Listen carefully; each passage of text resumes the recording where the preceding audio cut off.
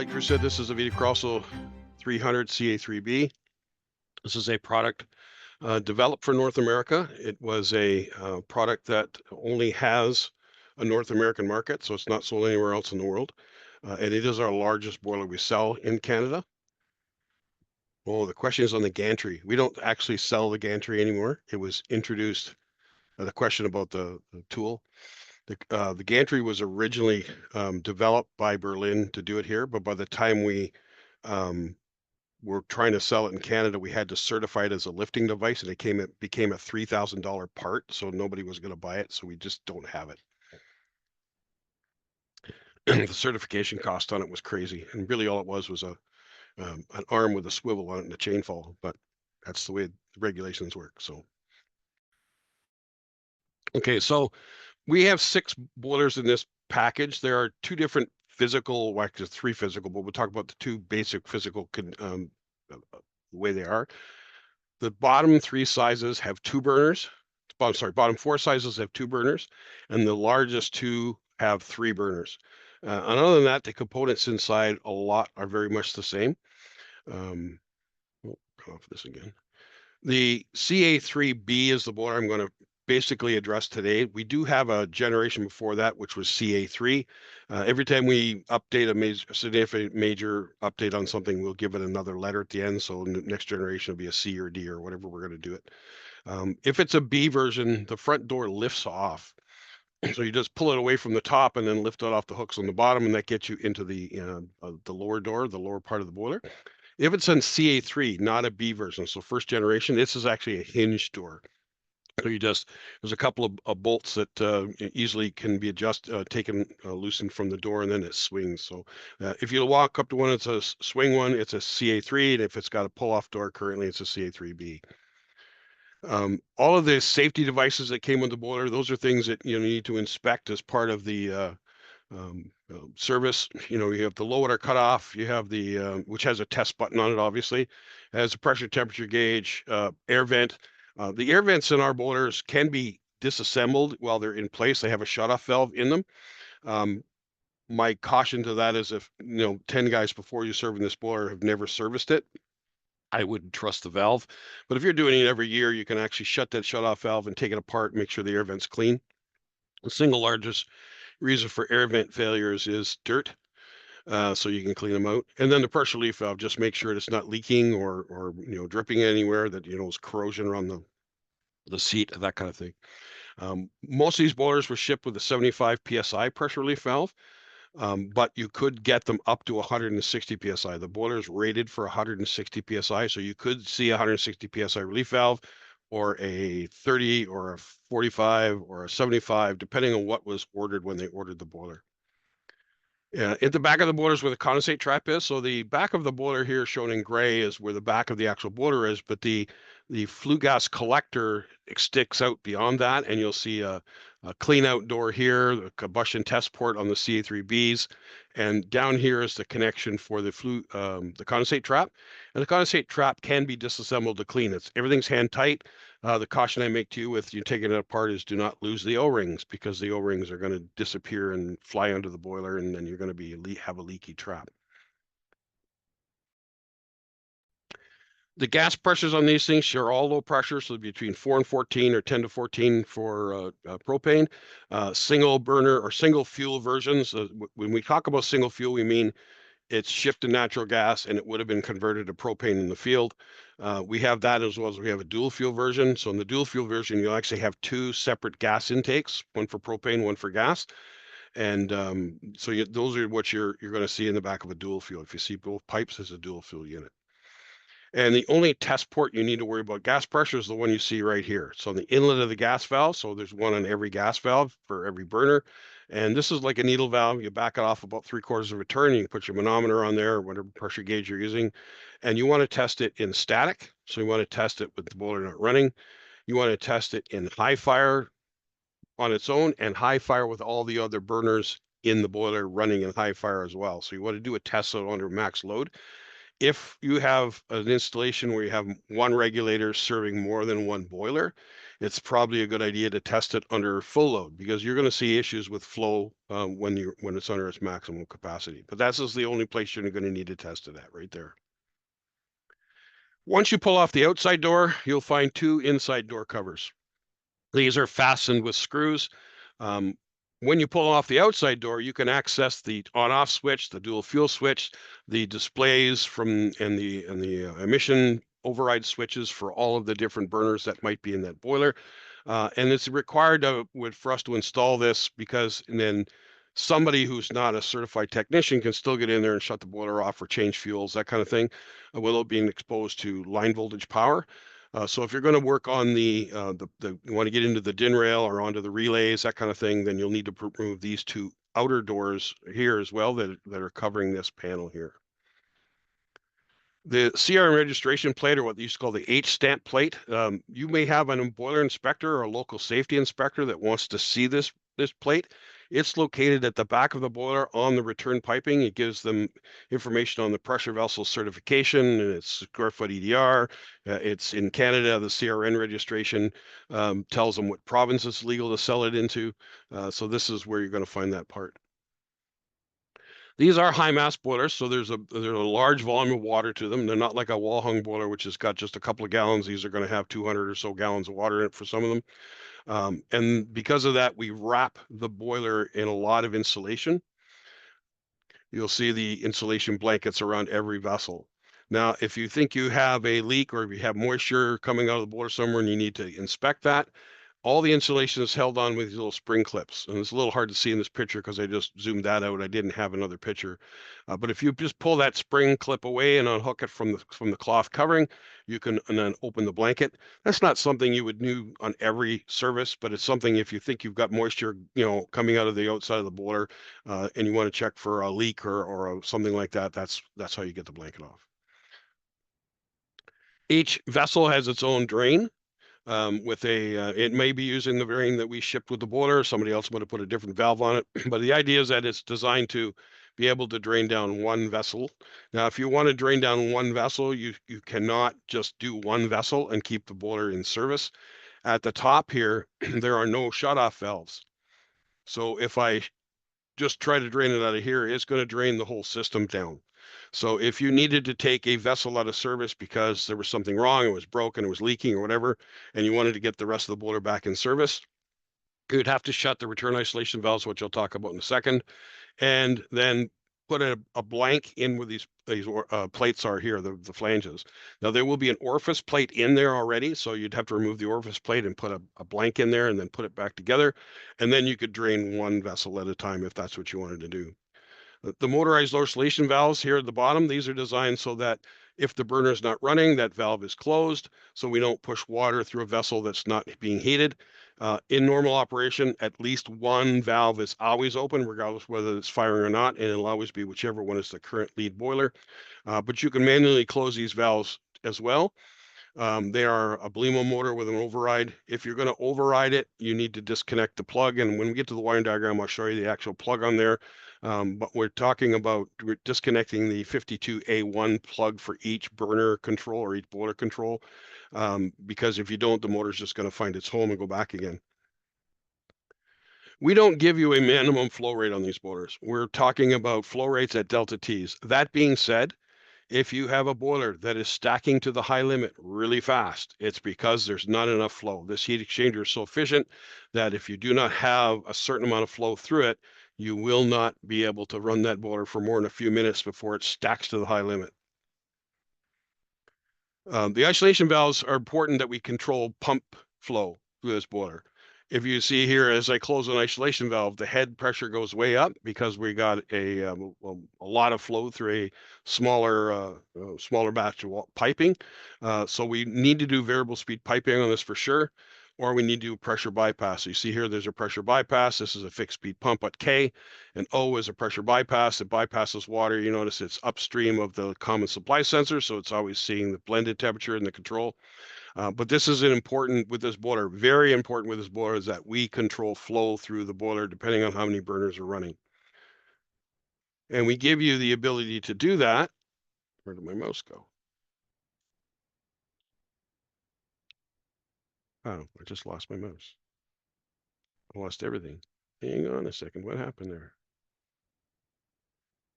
Give me a second. My whole PowerPoint just crashed. Dun, dun, dun, dun. That was odd. Okay, go back to the presenters mode. Can you see the screen still burn through? Yep, Or did I everything lose was that good too? from my end. Okay, so I didn't lose that. Okay. I don't know what happened there. That was weird. If you have a variable speed pump, like you shown here at K, then the pump speed can be changed based on the flow rate through the boiler. Even if you're doing primary, secondary, you need to control the flow through these boilers because the vessels will be open and closed depending on how many burners are running. Now we have a module that you could do that with and may be installed in the boiler you have. Basically what it does is it takes the pump command from each of the vessels and then sends a 0 to 10 signal to a variable speed pump or VFD drive, as well as a start-stop command to the variable speed drive. So this module might be installed in the boiler, or they might be using a third party or an external control for that. But the important part is that we change the flow rate to the boiler depending on how many burners are running. You want to be able to check the water quality as well. So, if this is the first time you service this boiler, it's probably a good idea to take a little water sample and do a hardness test on it. 50 parts per million calcium carbonate, not hardness. Calcium carbonate is the not total dissolved solids. Calcium carbonate is the hardness of the water. That's what we want to check. There are other things you need to do with water treatment to protect the system, but from the boiler's perspective, we're worried about hardness in the water. The other thing you want to check periodically, especially if you've got a glycol in the system, if it's a glycol mix, is the pH of the water. So between 8.2 and 9.5. You can do that in the same small sample you took for the hardness test and just put your pH tester in there as well. If you're using room air for combustion, this panel here has a light, very thin fiber filter in it. That should be checked and cleaned. It's not 100% filtration at this point. The air can still get to the burner from inside the cabinet, but it does stop any significant amount of air being sucked into the fan. So this is something you might want to clean if it looks dirty. If you have an air makeup in this boiler room or a damper that has to be opened in order to get the burner to have a proper amount of combustion air, there is an interlock in this, and that can be tested as well. And we send the power to the interlock at terminal 23 of X4. And just while I'm in this part, X4 is the name of the terminal strip. And then we have the terminal numbers in the terminal strip. And that's how you read all of our wire diagrams. If it says X something, that's the terminal block or the connector, and the numbers enter the pin in that connector. And then the proof comes back on 25 and 26. If this doesn't close, you will get an alarm within a certain number of time. If that happens, it's the interlock that you're looking to do. We sometimes have multiple boilers sharing the same, let's say, air makeup. You may have this panel, which basically combines the calls from each boiler into one command to the air makeup device. And then if any air makeup device is running, any boiler can start. Or you might have it directly connected outside. You might have the fresh air directly connected outside. There was a kit for that. The original panels for the top here made it difficult to remove the side panel with these connected to it. There is an optional panel that's shipped with the kits now, but you could get a panel as a separate item. That allows you to take the side panel off without disconnecting the piping. But if it doesn't have that new updated panel on it, you'll have to disconnect this piece here somewhere to get the side panels off so you can access the burner. And you might have this common fresh air pipe. This is another thing you'll see quite often in these systems where they're using combustion air from outside, where they bring one exterior penetration into here.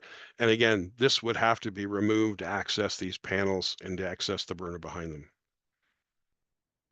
If it's common vented, one of the things you want to check is the condensate traps. And the venting manufacturer would have supplied condensate traps for the end of the lines. Hopefully they took it off the side or off the 45. If they took it off the bottom, then basically this boiler here is going to get all the condensate coming down the chimney that doesn't get stopped at the T. So those are things to look at if your chops are clean and when you're servicing the boiler. The other thing is the vent damper. If it's a common vented boiler, it will have this accessory vent damper. The vent damper should be closed when the power is off and open when the power is on. So that's a quick check you can do to make sure the damper is working properly.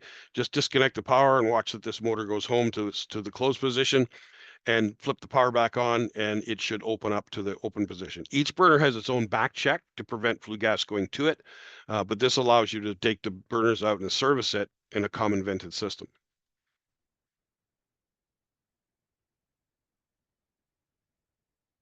What's going on here? This mouse keeps disappearing. What the heck? I have a gremlin. I can't even get my trackpad to work.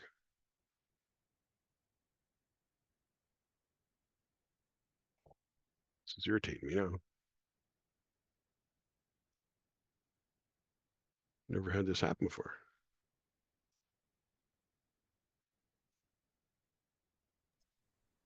I know where I am. We can see your screen again. Yeah, I just got to go find a place where I am. Yeah, you can do common fresh air as well as common venting. We don't see too much of that because this pipe here gets very, very large. But again, if it's common vented with a common fresh air, that's something you have to address when you're servicing it. And they can get fairly large piping, venting lengths and stuff are already predetermined. Okay, so each burner on the top here can be taken apart in two pieces, and it should be taken apart in two pieces. It's much easier to move around if you do that. This drawing is not quite accurate. It was done before they finished the prototype on the burner.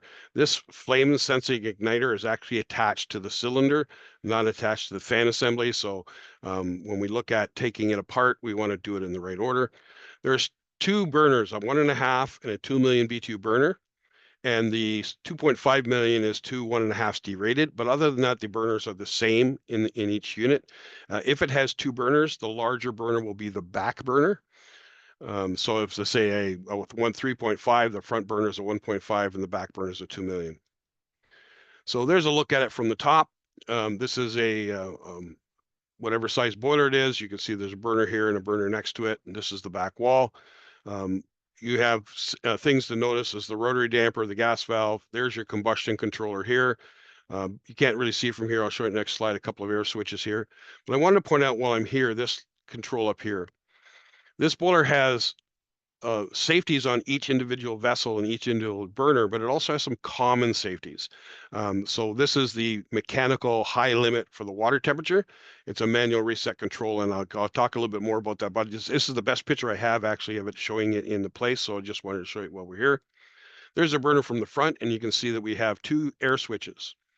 The top air switch looks at suction on the fan, so that tube goes into a hole like right about there and measures the suction of the fan. Some models will have it coming into the top here with a little pitot tube, but most of them are setting with here. And the bottom one is looking at fan pressure before the damper that isolates it, and I'll talk more about that, but these are the two air switches you'll see. On the new boilers or anything shipped recently, this bottom one is a non-adjustable switch, so there's no adjustment for it. On the gas valve, you'll see two switches. Oh, going back one more, you see the rotary damper. We'll talk a little bit about the rotary damper in a second, but this is nothing to do with modulation. It has to do with ignition. And in the compact versions, you don't see the compact boilers, which are on the two smaller single fuel versions. You don't see the rotary damper, so they use a different control to do that. What they're looking at is this solenoid on the back, which actually takes the air pressure and puts it into the inlet of the vent of the regulator to make the regulator work a little harder. So there's two ways we do that. One is with the reducing the air with the damper, and the other one is increasing the gas with the solenoid. So depending on which version of the boiler you have, those are the two different ways you're going to see that.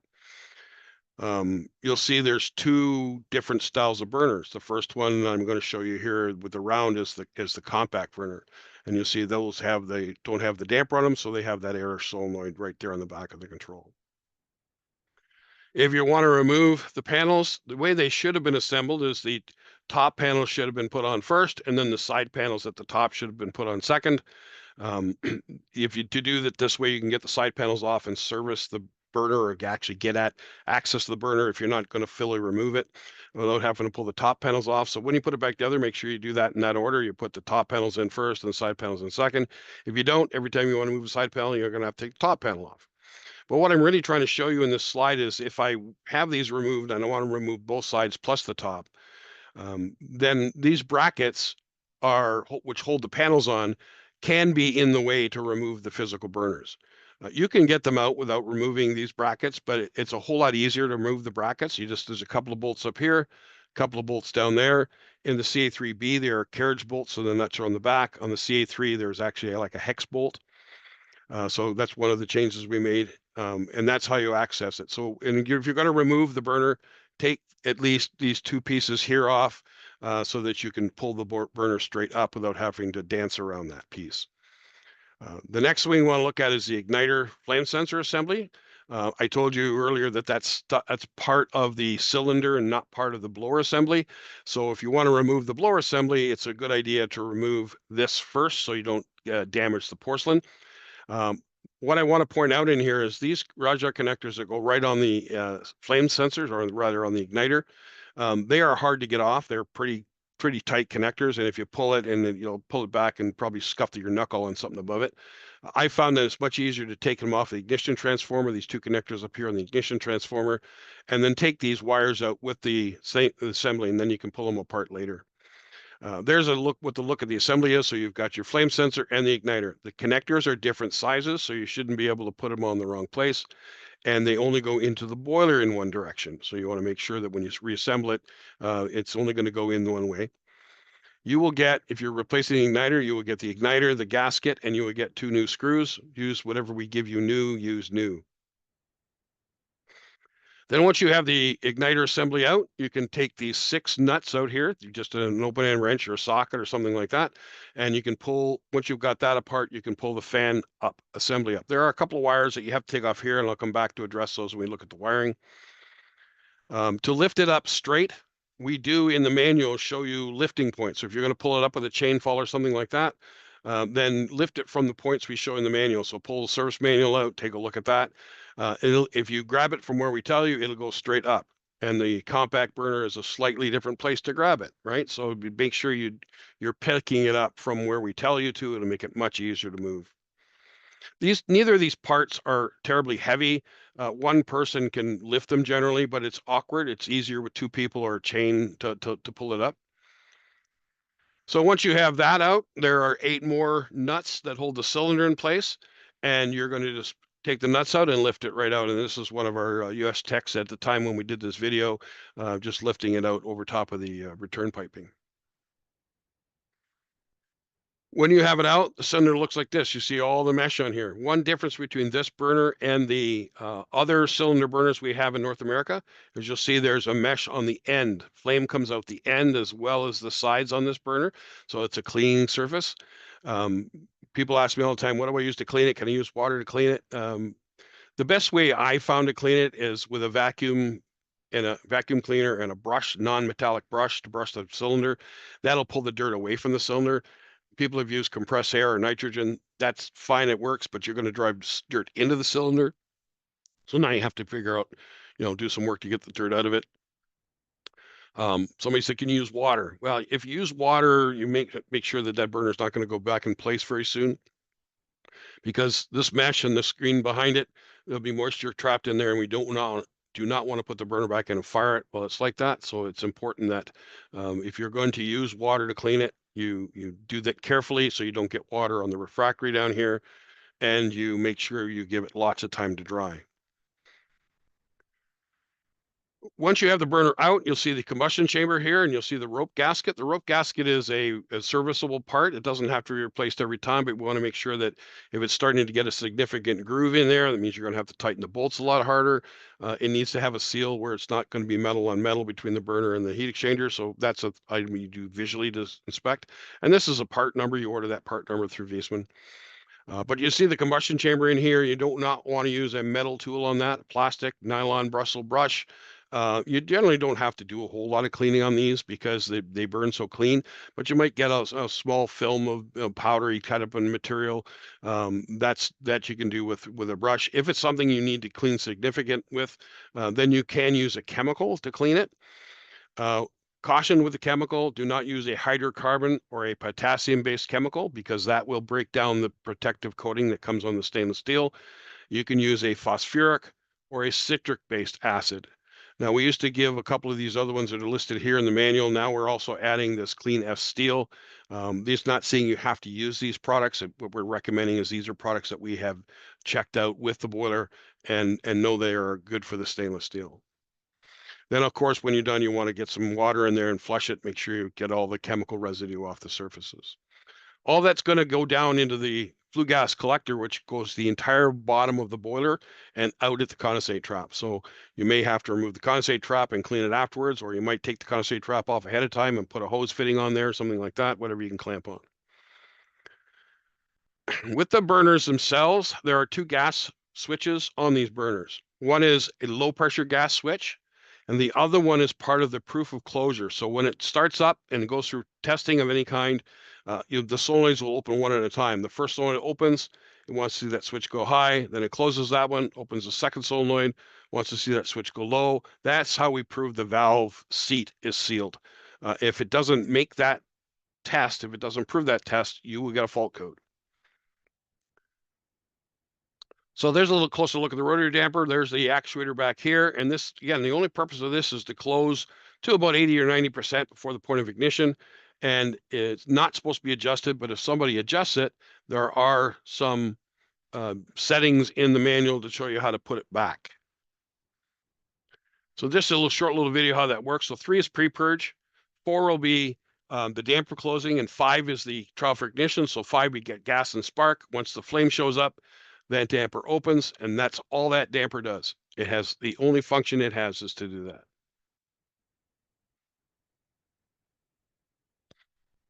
There is a second actuator which controls the block damper for when the burner is off. Again, here's a motor, a linkage actuator, damper actuator. And the way this typically works is that the damper will be open if the burner wants to be running, and it'll be closed in the burner's off cycle.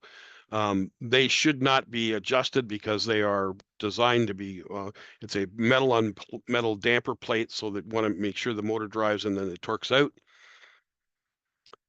Checking it for linkage looseness, linkage positions, those kind of things is always a good idea to make sure that the motor goes. Again, it's going to go past the point where it compresses the spring at the top here to make sure there's tension on this damper when it's closed. There's a better look at it. You see the spring, there's the linkage arms assembly. And earlier I talked about the air switch. This is the proving of the air switch. This is the tube that connects to it. So it's looking at pressure in the combustion chamber. But what it does on ignition is this damper will stay closed and the fan will start, and it will look for that pressure switch to go high. Then the damper will open. It'll look for that pressure switch to go low. At the end of the burner cycle, it'll close the damper with the fan still running. Gas is obviously turned off, but the damper's closing when the fan is still on, and it wants to see that switch go high to prove that the damper is actually closed. If it doesn't close, if it doesn't make that air switch, the fan will stay on. So if you walk up to a boiler and there's no call for heat and the fan is running continuously, that's the first place to check, is if that damper made a close to make the air switch, or is the air switch bad, something like that. One point I might point out in this picture, I talked about some boilers have a 1.5 and a 2 million burner in the same unit, and you take them both off and you're servicing them to make sure you put them back together right. They look different. So this little flange here, where you see bolts here, holding it on, this is only on the 1.5 million. And the idea is that when you take it apart, it'll only go back together properly. You can't put say a 2 million blower on a 1.5 million burner, that kind of thing. So you'll see this extra little part on the 1.5s. Combustion controller is the heart of the whole burner operation. It manages all the safeties for the burner, including temperature. So it'll have a basic LED screen with a block of digits here and a block with a digit here. And we'll have little icons on down here. These are just stenciled on, but there's LEDs that come on top of them. The left one is the call for heat. The second one is the flame actually on. It will not come on unless there's actual flame. Then you have the wrench, and that could be flashing or stay steady on, depending which service mode you're in. And then if there's a fault, you'll get this alarm, but you'll also get the display, which will give you the fault code. On the controller itself, you have a few connectors you have to disconnect. You need the power connector, the two temperature sensor connectors, and the damper actuator connector. Everything else can stay in place. The cover comes off the control, and behind that is a coding card. So if the coding card is loose, that will not allow the boiler to run. That's not usually a problem, but it is something that I just want to point out, as well as a whole bunch of other wiring connections. There's a better look at the thing. So this connector, this connector, this connector, and this connector come off to get the burner up and out of the way. All the rest of the wires can stay on because they're connected to the burner. And then our other wiring diagram gives you a deeper look at what's in behind. So you'll see in this connector here, there's a bunch of connectors that you can access, but there's also a bunch of connectors in here for electrical. And this is the wiring diagram for that. And again, you'll see X8, X6, X4, X2. Again, so if you're looking to troubleshoot it and you go to X8, you want to troubleshoot this switch, it's X8, terminal 1 and 2, right? Simple way to read the wiring diagram. 2 high limit temperature safeties on each vessel. 3A, 3B, these are redundant, so there's 2 sensors in each slide, in each cylinder, and they are always compared to each other in real time by the computer on board, and that's located right up here in the top of the heat exchanger. They will give a fault if they drift or if they're bad, and they will be a lockout fault for high temperature. Just make sure that the sensor stays all the way in the hole. It has these little safety clips on here, so as long as somebody put the clip back in, it should be okay. But if you had to replace the sensor, pull it out, you just pull the clip off. The other safety is halfway down the heat exchanger. There's another one, 15A and 15B. Again, redundant temperature sensors. They monitor they're monitored together in the computer. And if they drift, they end up with a fault, a lockout fault. So 3A, 3B is going to give you an F2. 15A, 15B is going to give you an F1. There's the ignition transformer. And like I said, pull the connectors off of here when you're trying to remove the sensor or the igniter flame rod assembly, because it's much easier on your fingers. There's the 2 pressure switches. This is the lower switch. Like I said, all current production, it comes with an unadjustable switch. They are fixed. So the one that's at the top, which is looking at suction pressure on the intake of the fan, is at 0.8 inches water column. So that's where you're going to see, and it's connected at plug 131. It's not monitored all the time. It's monitored at certain states of the operation, and there in the manual there is a little table that shows you graphically when the switches are closed, when they're open, when they're monitored, when they're not. The faults you can get from that are F5 and FF7. If you're putting it into the fault code checker or looking up in the book, it's written exactly like this, FF7, FF5. If it's a fault in the orange Vitotronic control, it won't have the second F in it. So the second F tells you that it's a combustion control fault. And to reset it, you hit the reset button here. I think on all the new ones you can hit the fault reset in the actual orange control as well, but this is the designated spot to do that. Okay, so it is also a low pressure switch, but it's a little higher. This was changed, so 3.6 and 4.0, the original switch pressures. New ones are a little higher than that, and we made a change just because of potentially nuisance issues with venting. And you could get an FFB for that fault. Dual fuel ones have this little switch. It's located here, and you can get it without pulling the inside panel off. And it has a gas position, off, and propane. And you do not have to stop the off. You just go from gas to propane, and the unit will convert itself to propane. It will shut down on the natural gas and do all the safety checks and change the position of certain components so they're ready for propane. And then it will restart on propane. Switching it back to gas, simple, just switch it back to gas. It will do exactly the same thing in reverse. So the extra components you get on the boiler with the dual fuel ones, you get 2 solenoids at the side of the boiler, the back section, which are gas and propane isolation valves. And you will get this little valve here, which is an automatic orifice valve. But what it does is it changes the hole size to a smaller hole size for propane than it is for gas. Most dual fuel appliances have two completely separate gas trains. This one uses the same gas train, and we have an automatic orifice changer in this valve here. So each boiler has its own little orifice valve, and then the whole boiler has the isolation valves between gas and propane. If it's just a single fuel version, there'll be an orifice plate that needed to be installed here for propane and no orifice plate for gas. And in the dual fuel version, we have the motorized valve. This gives you a little bit better look. When it's this way, it's a fairly large hole. When the valve is closed this way, the smaller hole allows gas to get through the propane. Some other things you're going to see in the dual fuel is when it's in the middle of conversion, you'll see 0F. And the 0F will tell you that the burner control is converting itself to propane. It'll do that as soon as it sees this valve here at number 4 changes position. And then there is a whole section of the DIN rail that has specialized relays for dual fuel. You will not have this whole section in a single fuel version. And the 4 down here, the yellow ones, are special safety relays that are protected from failing. If they can't complete their task, they don't do it, and it will not change the fuel. When you're going to do an emissions test, it's important that we do one burner at a time. So just one burner at a time. You see the displays here. As you for each unit, you want to go into the menus and you want to block all of the burners. So in a lead boiler, it'll be released block, and a lag boiler will be standby and heat. You want to put those all in the block or standby mode so they do not fire unless you're manually firing it. Then you can go to the emission test switches. You'll see one below each display. Well, on the top one, the display's in the front panel, so it's up above that.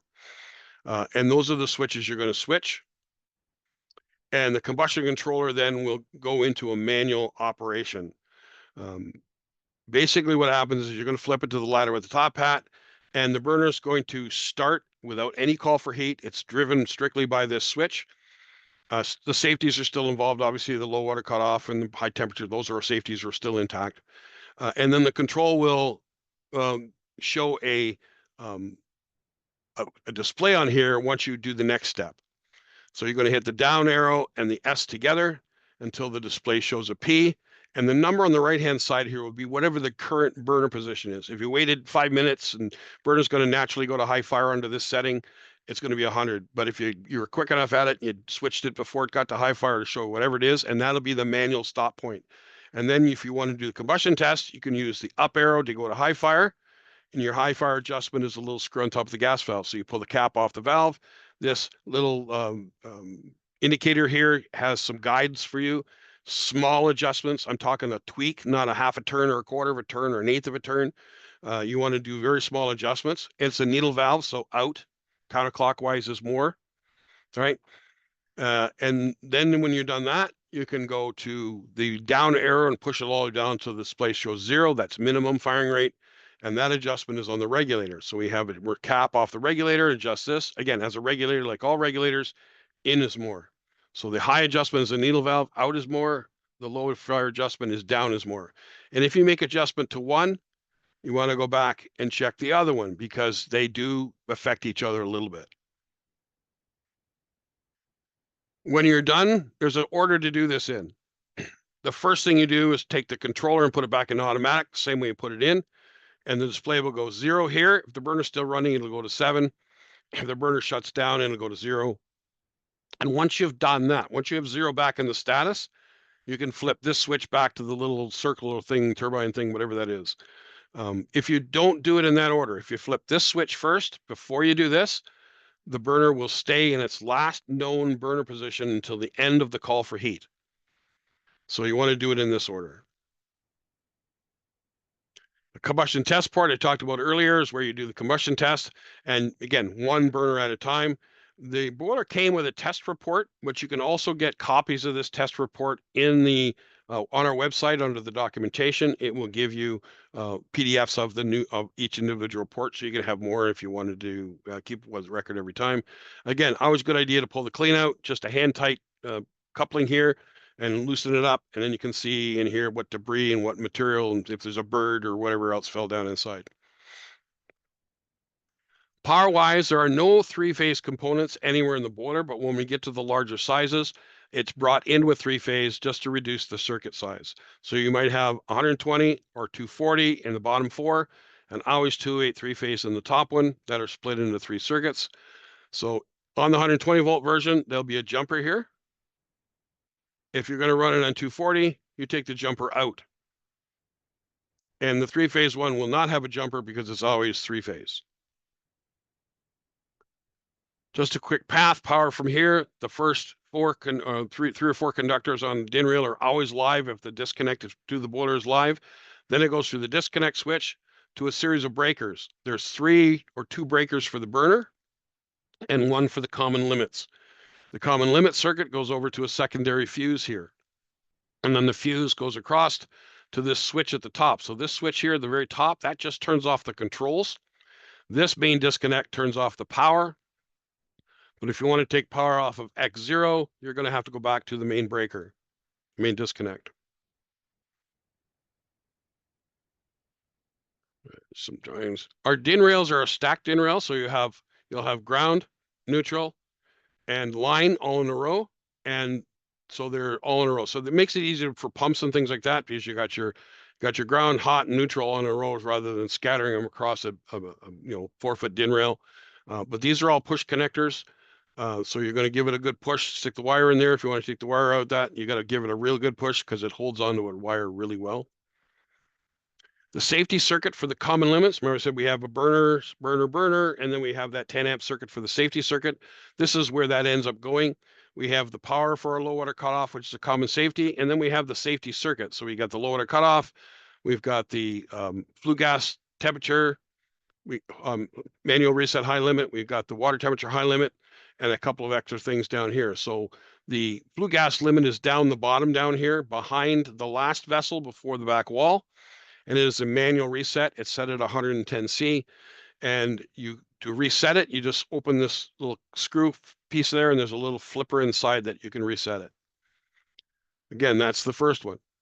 Then we have the high limit, which is the water temperature limit, and it is exactly the same control. It's just in an immersion well.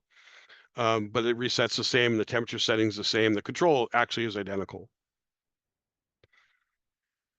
And after it's gone through there, then we have 3 jumpers, which could have been used in the field to add extra safeties.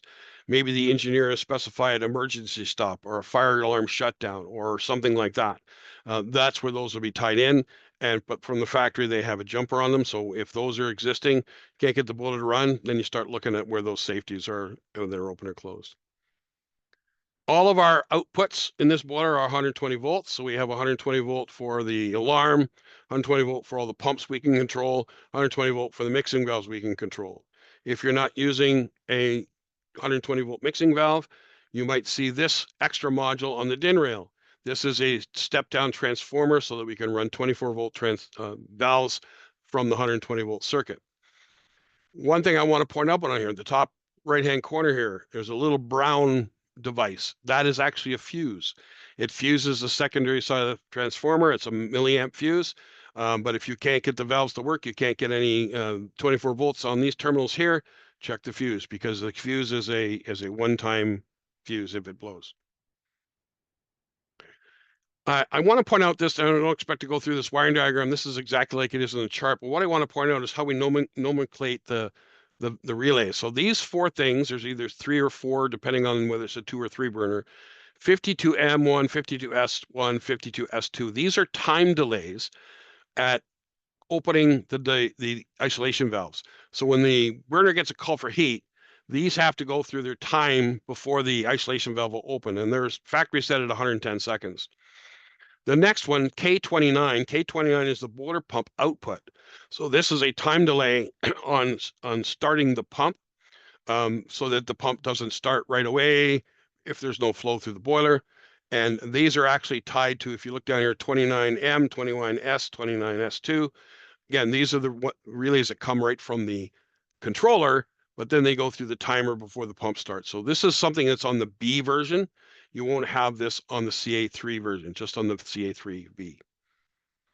And then the dual fuel safety limit. This is these are the 4 relays I talked about before. You have the individual isolation or orifice valves, and you have the isolation valves. One other device we have in all of these boilers in the B version, not in the CA3 version, but in the CA3B, is this module which allowed BMS to send a 0 to 10 set point signal. And it could have sent some binary contacts which are programmable. So they could be programmed as blocking or snow melt or something like that. So you might have something connected to those. Again, located at the very bottom left of the panel. Sometimes you'll see a gateway here. If they've installed a gateway, it might not be there, it might be somewhere else. But this is the Vito gate that's used to convert our lawn bus communication to BACnet or Modbus in different variations. If you're not the guy doing this, and it's already set up from whoever commissioned it, there's not a lot you'd have to do to this, if anything. So now I have a boiler with one single boiler with 3 burners. So burner 1, burner 2, burner 3. And if I want to look at what's going on in the cascade, the one that's the lead cascade, I can see all the burners in my cascade. If it's a lag, I only see the lag. So on the number 1 here, I will see all of them. And number 2 and 3, I'll only see the lag. If I'm going to cascade multiple boilers, because I could take this one control here and control up to 8 burners. So 1, 2, 3, 4, 5, 6, but these 3 would have had to been reprogrammed to be lags as address 4, 5, and 6. So when I look at the control a little deeper, you might see an older kind of display and a newer kind of display. These are 2 different generations of the display. There's nothing in the background that's really different. It's just the display module changed. The graphics were updated, and some of the menus are a little bit updated. On the newest versions of these, you only have one password level. You can go right to VI Expert, and all of the other ones you go to VI Service for coding level 1 and VI Expert for coding level 2. You won't see this standalone version in the CA3, but this same controller is used in a couple of other boilers. So cascade, lag, lag. And that's how it's going to be, or a cascade lag if it's a 2-burner unit. So on the control that's in the front panel, you'll have a power switch. That's the one I talked about with the little fuse in it, and the 2-amp fuse in the circuit. And you'll see all of the boilers in the system, up to 8. If you hit the arrow button here, if you've got 7 or 8, and some of them are off screen, it just moves across. And there will be other menus to get to the individual burner for that boiler. And then we have all the lags look like this. So you'd never see it in the main control here unless you had like boiler number 2 and it was lag 4, 5, 6, etc. Then you'll see a lag in this one, but this is the same lag display you'll see on all of them. If there's a fault on any component in either burner or either boiler, you'll get this big orange screen first. This burner is blocked. If it's a not reset fault, in other words, it's not a manual reset, you can hit the check mark and move on. If it's a manual reset fault, like a high temperature limit, low water cutoff, that kind of thing, once you've clicked this, you'll get a second screen with a little box here, and you have to check that and then hit the next check mark. The idea is that lockout faults have to be manually attended. Some faults, once they're fixed, they go away. But you can do this, and it doesn't actually reset the fault at this screen. It just acknowledges it. If it's tied to an alarm or a horn, it turns that off. Forget the top one. This is the cascade. If somebody's acknowledged the fault, but it hasn't been fixed, then you're going to get this little orange or red triangle at the bottom down here. And by tapping that, you will get a list of the current faults. It'll hold 10 current faults. If there's an 11th, it'll not show that one until you clear the other ones.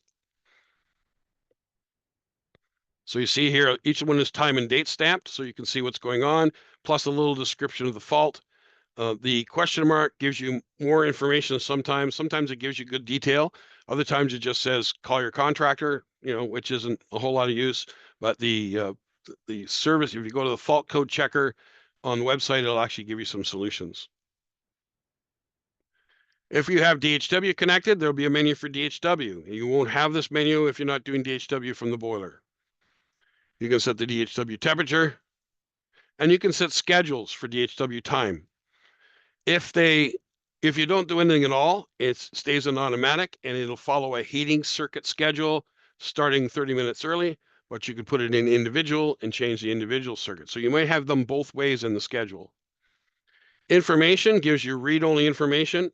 I suggest that you don't, as a quick look, you go and, hey, yeah, this is what's going on, but it's much more details if you go into the service mode to look at those details.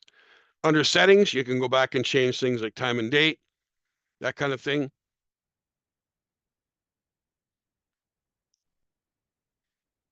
So I won't spend a lot of time on that. The languages, I don't have all of these languages. I don't think there's German or France French or Great Britain English. You'll have these three here. Metric or imperial means that it's Celsius and kilowatts or Fahrenheit and BTUs. You can't split that. Factory settings basically just resets some things you're going to adjust. So your temperature units go back to metric. If you've named a heating circuit, it'll go back to no name. Those type of things are reset. And then once you go into heating circuits, you can do things individually. So when you have this display, you have these icons. But what happens if you have a problem with other icons? So what different icons show up in different colors? So let's take a look at this first. And I can see I have boiler 1, boiler 2, boiler 3. I can see those are the 3 burners that I have. I can see that they're on because they're blue and they have a kilowatt output, plus they have a barcode. But over here on the left-hand side, I have the water temperature, common supply sensor, and I have the set point.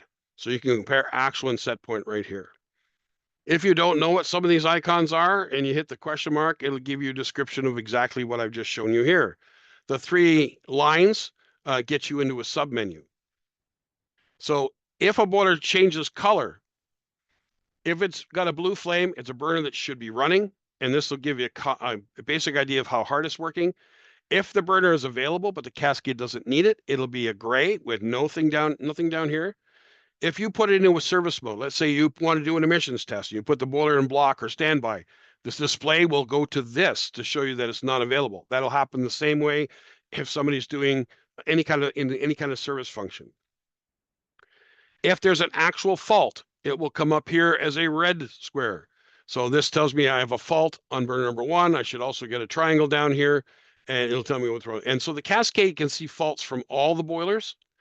The lags see faults from themselves. So we look at, again, released and blocked.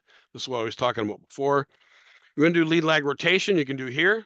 So this tells me the order that they are, and this tells me what boiler's in that order. You can do lead lag rotation manually here, automatically through hours on the lead burner, or automatically on calendar date. And it's really up to the end user how he wants it. So you might run into all sorts of different ways to do it. Heating curves. If it's a heating circuit, reduced room temperature, regular room temperature, and programming. Heating curves are set up like this. So you got slope and shift. And I'm not going to get into detail on the heating curves because we have lots of training on heating curves. Lags are going to look a little different. Just show the boiler itself. But all the other information is very similar, right? So again, if I have faults on this boiler, I'm going to see those settings in here. If I put this, go into the settings up here and I say, hey, be blocked, then this is going to look like this because I've taken it offline.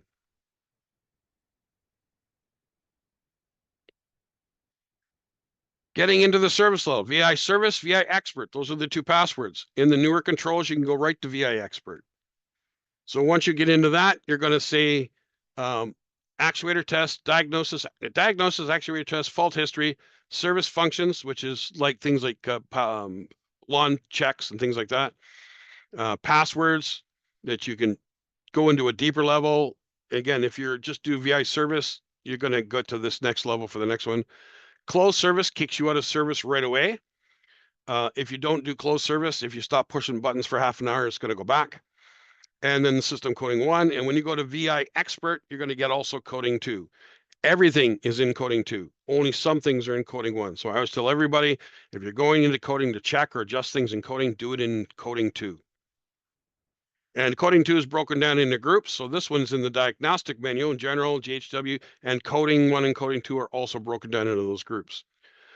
You can look at brief scans. I don't use this a whole lot, but tech support's going to ask you to go here if they're trying to help you, because typically this gives them a quick snapshot of how the boiler is configured.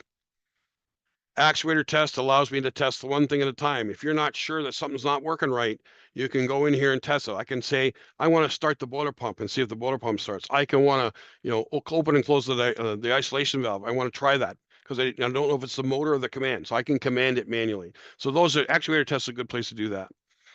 Fault history gives me a list of faults that may be current, but they also may not be current. The last 10 will be capped down on the 11th. It dumps the oldest one. And again, time and date stamped. So, your customer says, hey, I reset the fault, but I don't know what it is. You can go to the history and see it. System coding, again, coding 1, coding 2. And if you're going to go to coding 2, you get into the second level password. And again, organize just like we did. If you know the code you're looking for, sometimes it's easier to go to all coding addresses. So I know if I want to change external demand set point, I can go to 9B. That's where it is. I know that's where it is. So rather than trying to figure out what group it's in, I can just use this, go right to 9B. Reset coding address sets back the coding address to the factory default in the level you're in. So in coding level 1, it resets 1 codes. Coding level 2, it resets coding 2 codes.